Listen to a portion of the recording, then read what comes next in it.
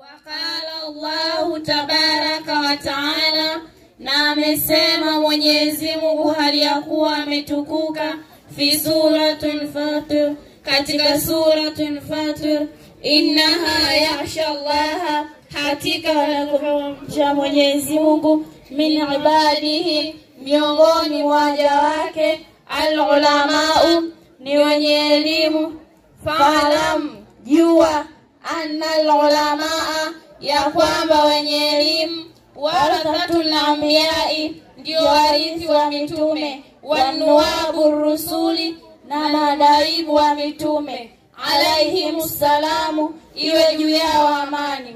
Waqala an-nabiy sallallahu alayhi wasallam, na amesema nabii wa Mwenyezi Mungu, rehema Mwenyezi Mungu juu yake na okoa, faqihun wahidun, mwenye elimu mmoja, ashadu, ni mwenye nguvu, ala shaitani, juu ya shaitani,